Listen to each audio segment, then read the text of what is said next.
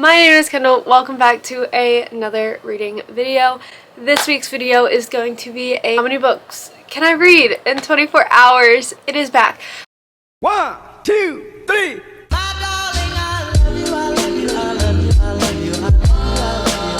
Week I am in such a just mood reading vibe. So this TBR is going to probably change a lot. These are the books I'm interested in currently. We are only choosing off of my fall TBR. Preferably, we would really like it if I chose off of my September TBR, but it's all about my mood. Here's the cart. We have this full shelf, half of a shelf down here, and then this is our September TBR. Up at the top are the books that I'm in the middle of, which I have about 100 to 150 pages left in Bride by Miss Ali Hazelwood. This is my audiobook. And then I'm also about 100 pages, 102 pages into King of Battle and Blood by Scarlett St. Clair. This is a Kindle Unlimited read, so I've been kind of bouncing back and forth between my Kindle and physical, but I've more been reading physically. And I don't know if I expressed this in my TBR video, but I've been trying to not use my Kindle as much because I feel like reading on my Kindle, it's kind of taking me out of the stories. So I really want to focus on reading physically this week as well. I think I want to pick out 4 more books. And again, this TBR is subject to change throughout the week because this is a mood reading vlog. This is Wild Love by Elsie Silver. Wild Eyes came out last week or week and a half ago now, and I've just been really wanting to read this. I feel like it's circling around more now that it's getting into the fall atmosphere with like the cowboy romance. So I have a feeling this one will get read, and I'm super excited to annotate this with some cute little pink tabs as well. On this video's TBR for now is The Grandest Game by Jennifer Lynn Barnes, because it is super short chapters, which makes me really excited.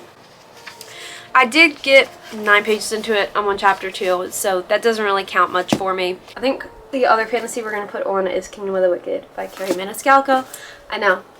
Hopefully this gets read because this has been on the TBR for so long. I'm going to put both The Cheat Sheet by Sarah Adams on here because it is pretty short, along with 5 Survive by Holly Jackson. An ambitious TBR for the week, but again, 2 of these books I'm kind of halfway, more than halfway, or almost halfway through. So it's more like these 5 books. And I feel like that's doable. If I really crack down and do this properly, I think it's doable. Set. Go. We have 21 hours and 36 minutes left on the timer. We finished Bride. I think I'm just gonna sit and read more of King and Battle and Blood. I did read a chapter and a half before I picked up Bride, but I don't really have many thoughts on it yet. I think I'm giving it probably like a 3.5 to 4 stars. I did really like it, and it was cute. Again, I just listened to it via audiobook, so not fully into it, not as immersed, if you will.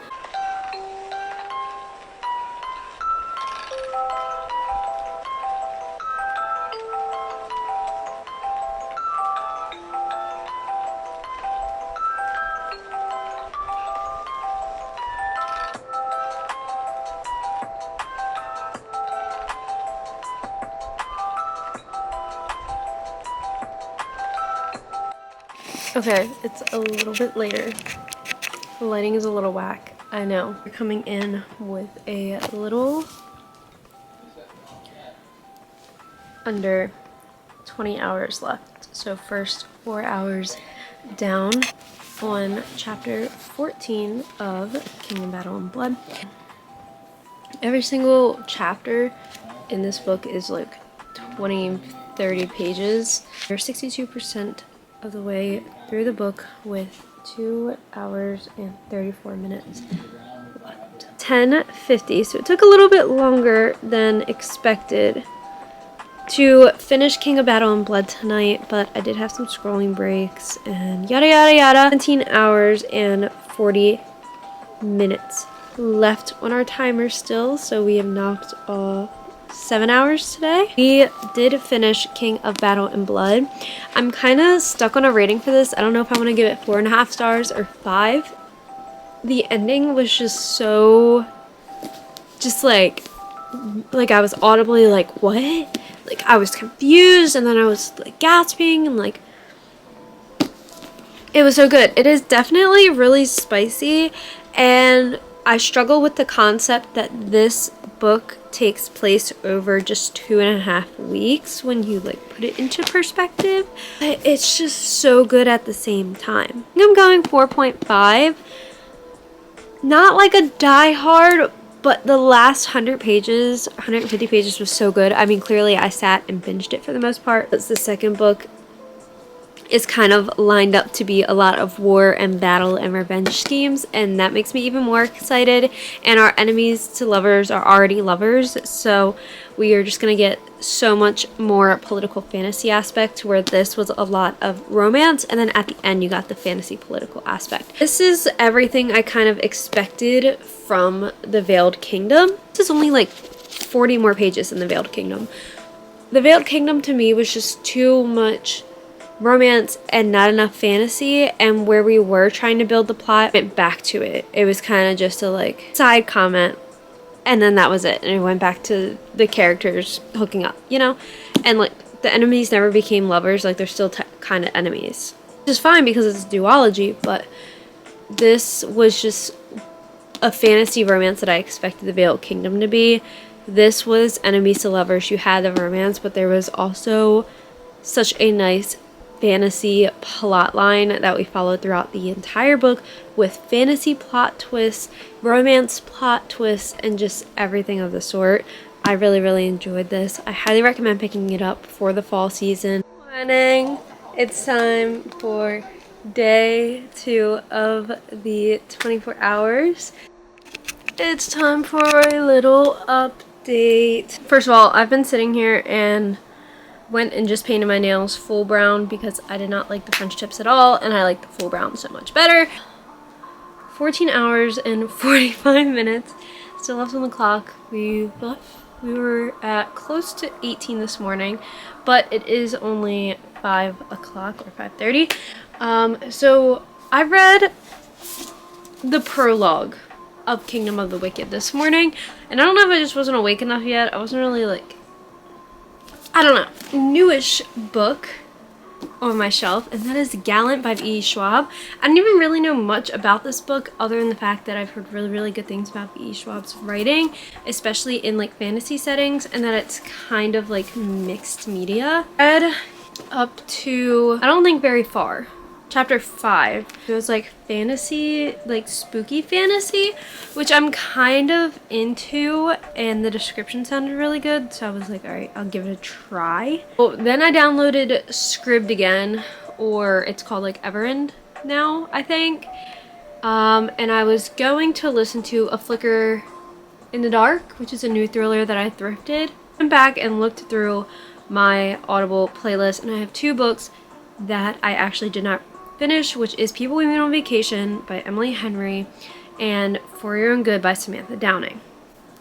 For Your Own Good happens to be on the fall TBR, and I've been wanting to pick it up. I forgot that I downloaded this book on Audible, so needless to say, I've been listening to this while I've been doing my nails. I filled out my planner, I filled out my budgeting planner because I haven't updated them in a couple of days, which is 123 pages into this. I'm hoping we can get this down because we have 14 hours and 45 minutes left.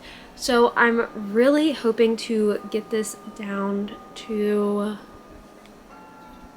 hopefully 10 hours. Alright. You would think it's nighttime, wouldn't you? No, it is just that gloomy outside today. It's actually 9 a.m. We were very successful in getting up at 7:30 today. Very successful. I did not read that much at all after I talked to you guys last night, because once I went over to AJ's, I felt deathly ill. Extremely nauseous, so I kind of just laid there and scrolled, and I think I read for like 20 minutes. I think 12 hours and 56 minutes left, and I've just been reading Gallant all morning. I am on chapter 16, page 190. I just got to part 4, I don't even really know how to explain what this book is about. So our female main character, Olivia Pryor, grew up in this school for girls until one day she gets a letter from an uncle she never met saying that she needs to return to Gallant, this house. But Olivia is a little strange herself. She can kind of see ghosts, a half figure of a person, like bits and pieces of their body. She's also mute, she cannot speak. I would say weird and unsettling fantasy book, I guess kind of dystopian. If you think about it that way. What she really has from home or from her parents is a journal from her mom and all of her journal entries. And the one thing that she has gathered is to never return to Gallant. So when she gets a letter from this mysterious uncle saying to return from Gallant, the headmaster essentially kicked her out and is like, hey, you have a home now, bye. I'll just read the back of the book for you because this is one of those books that it's like I don't want to touch on too much and it ends up being a spoiler. So, there must always be a Pryor at the gate. All her life, Olivia Pryor has wondered who she truly is and where she belongs. Her only clue is her mother's slim, battered journal full of elusive, unraveling entries. Then a letter beckons Olivia home, to Gallant, the one place her mother's journal warns her never to go. There she finds a manor with a sprawling, vibrant garden and the crumbling ruin of a garden wall with an iron door. A door that she must never open, but no one will tell her what lies beyond the door. What is always trying to get out? Did the shadows call Olivia home, and what will they ask of her in return? I will just leave it at that. Just to know during the fall time, if you're looking for a new, cool, and different book to read, I highly recommend this one by V. Schwab. It's 1 o'clock. Here's your update. We are now at 11 hours and 22 minutes. So, some honorable mentions. I got this cute little ghost pillow from the new eyebrow pencil because mine's almost gone. I got a lot. And every time I go to Target, I forget that I have a Target gift card. And I planned on going to Target. That's the worst part. And I still didn't take it. This wasn't a part of the sale, but this cute little Friends coloring book. Are you kidding? So the first book I have here is Collide by Belle Cabra. I heard really, really good things about this. I think this is on Kindle Unlimited as well. I wanted to re-up some of my sports romances because I am kind of lacking in that department right now. So I picked up this one. I was about to say, I think this is Tutor and Hockey Player. I got Pucking Around by Emily Rath. I know this book is a brick. This is also on Kindle Unlimited. I really liked this copy though because the Pucking Around, I don't think you're going to be able to see it, but it is glittery and it is so cute. Vividly Yours by Ivy Fairbanks. I've heard, first of all, this is adorable, but I feel like I've been seeing this circle around and heard really, really cute things about it. So this is what I mean when I want fall reads. I want something to give me the vibes that the XX and Kiss Curse does. Got A Werewolf's Guide to Seducing a Vampire by Sarah Hawley. I feel like I've heard a lot of really cute things about this one as well, and the cover is just adorable. Yeah, next one is Wicked Served by Grace Riley. I didn't even know this book was out yet. This is the last book in the Playbook series. First Down, Breakaway, Stealing Home, and then Wicked Serve. I haven't been able to read Stealing Home yet, but it's following a family of athletes. There's 3 brothers and 1 sister. This last one is about the sister, and I believe, based off the cover, it is hockey, and the sister plays volleyball. Then I picked up The Match and the Enemy by Sarah Adams. This is an author I have really fell in love with over this summer. And I don't know if these, so I'm guessing, these are new, but not new. I think that's just this little duology. There might be one more in this series, are republishing these, so they're revised and expanded. It looks like this one is bakery dining service kind of vibes, which I'm really excited for considering I work in the service industry. And then it looks like this one is dog walking maybe, but adorable covers to say the least. The last book finally that I have is Unsteady by Peyton Corinne, and say a lot of really good things about this book in particular, I believe, and I want to say this is also on Kindle Unlimited. Update before I go to AJ's house. A little reading update. The lighting's kind of weird. We have 8 hours and 8 minutes left on the timer, and it is 7:30. So I'm hoping realistically to at least knock off like the 3 hours. Probably finish this and start a new book on my Kindle. But I did want to give a little brief review. I did just finish For Your Own Good. I was coloring. I did take a break for like 2 hours because once I came back from the fingerprinting, I had the worst migraine, and my migraines get pretty bad. So I did read, I don't know if I updated, on chapter 20 in Gallant. I have about, I'm on page 223, 111 pages left in this. Let's talk more about For Your Own Good real quick though. I think I'm going to give this book a 3 stars, and it's not because I listened to it via audio and was kind of taken away from it, and I don't know why my camera's kind of blurry right now. So I just wanted, it's a thriller, but it wasn't very thrilling. Like the back of the book kind of just, like there was no plot twist. There was never a point in the book where I'm like, no, it's not him, it's not them, what have you. Not really a big plot twist. There was a tiny one in the epilogue, or right before in the last chapter, but nothing that impressed me. I'm going to update the reading journal if you want to see what I've been coloring. Here's my little page so far. She's adorable. I know.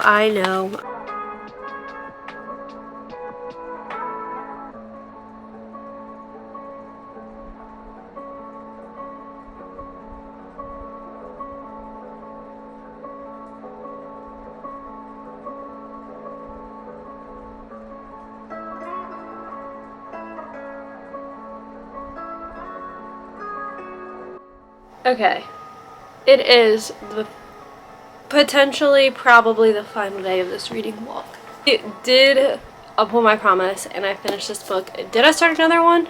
No, but I finished this. I think for Gallant I am landing on a 4.25. I really enjoyed this book. This is one that I would recommend to my boyfriend. Honestly, I told him to read it so many times last night just because it's a different type of fantasy, or it's more of like a thriller with like fantastical elements, I guess. I'm surprised I didn't have some nightmares about it last night or some weird dreams, but this is the fourth book of the video. 6 hours and 4 minutes left on the timer. Technically it's 6.5 because I guess when I paused the timer it didn't actually stop, so it ran for another half an hour. I need to pick out a book. I think I am in the mood for a little fall romance, but Chi-Chi by Sarah Adams. Maybe Meant to Be by K.L. Walther. It's kind of fall-y, but like, do I want a sports romance right now? We have Wild Love. This is also an option. I'm gonna assume this isn't gonna take me 6 hours to read, so we might have to pick up another book, but you never know. 3 hours and 48 minutes on the clock. I have been reading the cheat sheet. I've been really liking it. I am on chapter 16, which is page 156. Okay, technically the challenge isn't done. We still have 35 minutes left, but I am so tired of reading that I cannot force myself to read the last 35 minutes. I have been reading for like 30 minutes. I kind of got like 4 or 5 chapters into Wild Love by Elsie Silver. I have no comments yet because that's like 20-30 pages worth. We still read all of this, which is crazy because there's some months when I didn't even read like this much. I didn't even read 5 books in a month. So there's some months I barely read 1 book. or I didn't read any books. So it's so nice to be back into my reading habit and consistently reading and doing videos like this. I absolutely love about every book that we read. And do I remember what I rated all of them? No, not really. We finished in the video, I think we finished 100 or 150 pages of this, whatever the audiobook amounted to. I don't fully remember off the top of my head. But first book of the video was Bride by Ali Hazelwood, and I gave this book a 3.5 stars. I listened to this via audiobook. I really enjoyed it. I would recommend it. It was super cute. It actually had an actual it actually had an actual plot line? No. It had a plot line, unlike some romances that are just smut. Holy shit, I really can't talk. I love the werewolf and vampire vibe of this. Simply a little disconnected from the story, just because it was an audio and I wasn't fully focusing on the audio. We read and finished King of Battle and Blood by Scarlett St. Clair, and I ended up deciding on a 5-star for this book. I did really enjoy it despite the super long chapters. Honestly, it's probably more like a 4.75, but I did really enjoy this, and I've been catching myself thinking about scenes and everything from this book over the past couple days, which kind of secludes that it is a pretty high rating for me, and I really want to read Queen of Myth and Monster now. This is an arranged marriage, vampire and human romance, and the vampires are at war with the humans, so it's just amazing. I highly recommend reading this in the fall time. It was so good. I know the chapters can be long, but just push through it. It's so worth it. The love story and enemies to lovers is just adorable. For Your Own Good by Samantha Downing. I landed on a 3-star for this. Honestly, wouldn't be surprised if I go like 2.5 range. I listened to this one via audiobook, and it was alright. For as long as I've owned this book, which is like 2 years now, I think, everyone compared this to The Maidens by Alex Michaelides. I gave that book 5 stars, I think. I gave one of his books like 4 point something, and then his other one 5 stars. But needless to say, I loved The Maidens. So when everybody told me this was like The Maidens, I was like, okay, yeah, cool. The only similarity would be the academic setting. It wasn't that thrilling. You kind of knew from the start who was killing everyone. Like, it wasn't... It tells you right from the back of the book. I don't know what else. Was very unimpressed. We picked up Gallant by V.E. Schwab, which I landed on a 4.25 for this one. I really enjoyed this. It was a very whimsical, spooky fantasy dystopian book. Very alluring, like I said, spooky, scary, creepy vibes. I actually considered if it would give me nightmares. It's a mixed media kind of format. I know I kind of went over what this book was about earlier in the video, so I'm not going to waste the time going over it all again, but just know it's definitely a very nice fall cozy book to read. Last book that we finished was The Cheat Sheet by Sarah Adams. I landed on a 4.5 for this book. This one might also go up to a 5-star. If there's any book in this video that I would say I binged, and it's kind of hard to say that because of you know the type of video, it would be this one. I loved the football ballerina romance. Both main characters are so undeniably in love with each other for years, and they just can't figure out how to say it. It's one of those stupidly cheesy romances where neither one wants to say anything because they don't want to ruin the friendship if the other one doesn't feel that way, but it's so obvious that the other one feels that way, but they still are like too scared to take that step. And then there's a scenario where they end up having to fake date, and it's just adorable. I also loved for how short of a book this is. They didn't get together until the last like 30 or 40 pages, which is what I want when I get a romance this short, which I love romances this short. When I get a romance this short, I want to learn about their chemistry. I want to feel the tension. I want to learn about their backstory, about each character's backstory, not just them together. I want to know the details before they get together. I don't want them to jump the guns and get together within 2 weeks and then they say I love you 2 weeks later. Like, no. And there was such good panic attack representation in here. There were talks of depression and trauma and just everything of that sort. It was so good. that was a long one. I did not expect that to take me as long as it did, but I really do hope you guys enjoyed. If you did, be sure to give it a thumbs up. Let me know down below what book you are excited to pick up off your TBR this fall, and maybe what other challenges you guys would like to see me do with this TBR, with some new releases, whatever your heart's desire. I will see you guys in the next one, and yeah, thank you so much for watching. Bye. 1, 2,